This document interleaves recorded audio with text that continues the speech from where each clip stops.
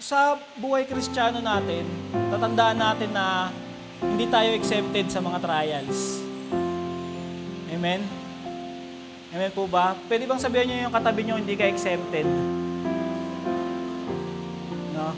Hindi tayo exempted sa trials na lagi natin tatandaan. Bilang Kristiyano, hindi porket Kristiyano ka na is, hindi ka na magkakaroon ng problema. No? Hindi porket Kristiyano ka na is, exempted ka na sa mga disgrasya, sa mga minsan nakukulangan tayo sa budget, no? Minsan nahihirapan tayo humanap ng trabaho, hindi tayo exempted dun, no? Pero yung faith na binigay sa atin ng Panginoon, no, gaya nung tao na napag-aralan natin ngayon is alam niya kung kanino siya tatawag, di ba?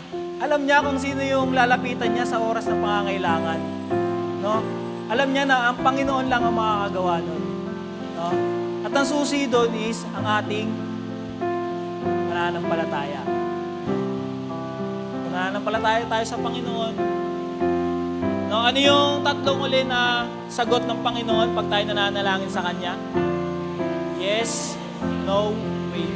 Yun lang yung sagot ng Panginoon doon sa mga hinihiling natin sa Kanya, no? At tatandaan natin, hindi tayo exempted doon sa mga trials na yun. Pero tatandaan din natin na tapat ang Panginoon.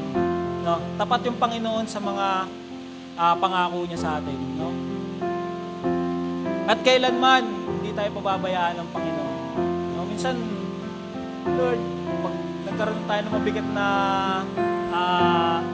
pagsubok, Lord, hindi ko na kaya. Ayoko na magsimba. Unang-una lagi, no? Ayoko na magsimba. Hindi ka naman totoo, no? Pero hindi pala yun, no? Yung sagot lang ng Panginoon dun sa inihiling mo is yes, no, and wait, no? Kaya yun, lagi natin po tatandaan na ang Diyos ay tapat, no?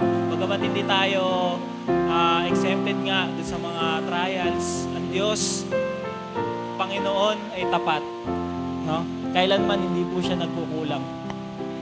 Makikita po natin diyan lahat ng mga command ng Panginoon, yung mga utos ng Panginoon, lahat ng mga ginagawa po natin, lahat ng mga pagpapagal natin, no? Dapat ngayon nasa mall tayo kasi walang pasok, di ba? No, nasa mga date tayo pero dahil mahal natin ang Panginoon at nananampalataya tayo sa Panginoon, no? Yung faith natin sa Panginoon is nandiyan diyan. So lahat ng mga sacrifices natin is babalik yan ng Panginoon sa atin. No? Maghintay lang tayo.